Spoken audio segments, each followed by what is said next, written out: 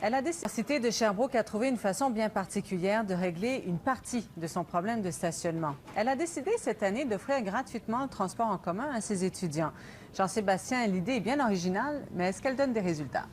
Oui, premier bilan de fin de session extrêmement positif. Vous allez le voir dans le reportage. Il faut savoir, Pascal, que Sherbrooke est une ville qui compte beaucoup d'étudiants par rapport à sa population et que récemment, on avait créé un comité pour mieux intégrer ces étudiants-là, mieux les aider. Première préoccupation, c'était le transport en commun.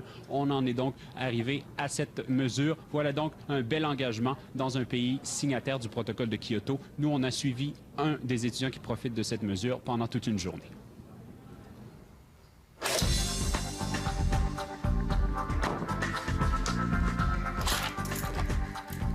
8 heures du matin, Guillaume Poulain part pour l'université, laissant derrière lui, comme chaque jour, la voiture qu'il a achetée l'été dernier. Maintenant, son moyen de transport, c'est l'autobus. Il n'a qu'à présenter sa carte étudiante et c'est gratuit.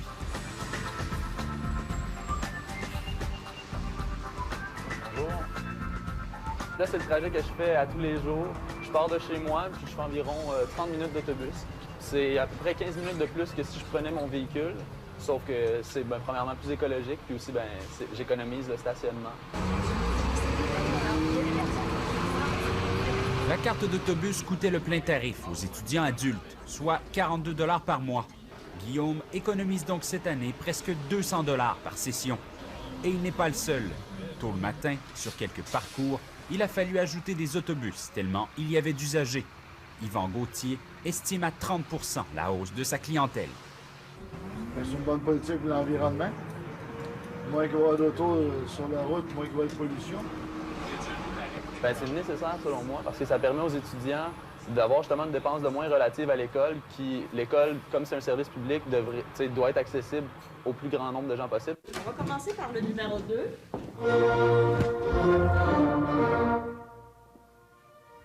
Guillaume étudie la musique, sa deuxième année de bac. En tout, ils sont 12 500 comme lui à pouvoir profiter de la gratuité de l'autobus, qu'il soit étudiant à temps plein, à temps partiel ou du troisième âge. J'ai quand même 20-25 minutes de marche à faire, fait que souvent moi je pratique tard aussi le soir, fait que je trouve ça pratique de pouvoir partir en autobus sans avoir payé, sinon je marcherais tout simplement. Ou je prendrais mon auto souvent, ce que je fais pas. Stationner sa voiture à l'université de Sherbrooke, ce n'est pas simple. Les stationnements débordent, d'autant plus qu'on a construit de nouveaux pavillons. Ça fait combien de temps que vous cherchez, là? Moins 15 minutes, là. En fait, c'est d'abord pour éviter de payer de nouveaux stationnements que l'institution a décidé d'offrir le transport en commun à ses étudiants. Une mesure parmi d'autres pour cette université verte qui a déjà un observatoire en environnement et qui souhaite devenir un modèle en développement durable. Vous savez, l'année dernière, à pareille date, on émettait 6 000 vignettes de stationnement, 6 000 permis de stationnement. Cette année, 5 000. Déjà, donc, à la première année de cette mesure, malgré la croissance du nombre d'étudiants, on a 1 000 permis de stationnement de moins émis. Donc, c'est montrer l'impact que ça a déjà, et moi, je suis convaincu qu'on n'a encore rien vu. Coût de l'opération cette année, près d'1 million de $ versés par l'université à la Société de transport de Sherbrooke. À court terme, la STS sait qu'elle n'a pas d'argent à faire avec cette mesure. Et quelle est votre motivation en bout de ligne là, avec ça? En fait, c'est d'utiliser de plus en plus le transport en commun. La preuve avec l'achalandage extraordinaire qu'on obtient déjà depuis septembre. On est au-dessus de toute moyenne de villes comparables canadiennes actuellement. Alors, notre motivation, c'est de faire connaître et d'utiliser de plus en plus le transport en commun à Sherbrooke. Et évidemment, de rencontrer les objectifs de l'accord de Kyoto également. Shall we gather by the river?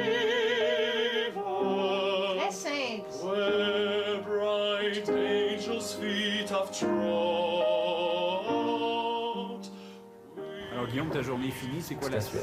Là, je vais aller faire quelques petites emplettes. Ça fait longtemps que j'ai besoin de m'acheter un disque, fait que c'est aujourd'hui que je vais le faire.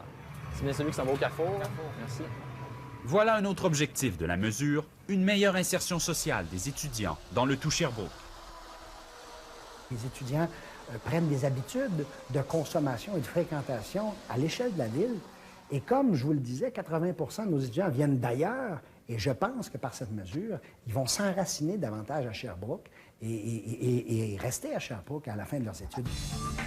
Aujourd'hui, l'expérience semble faire l'unanimité.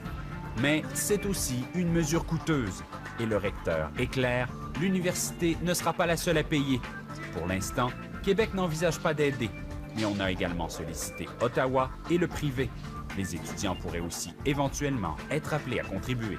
Et j'ai aucun doute qu'on aura les partenaires dont on a besoin. D'ailleurs, en fait, on a même hâte de les annoncer publiquement. En attendant, un peu tout le monde ici souhaite que cette mesure s'étende à d'autres étudiants, à d'autres villes. Imaginez à Montréal l'accès libre au transport en commun. Imaginez la transformation profonde de la ville.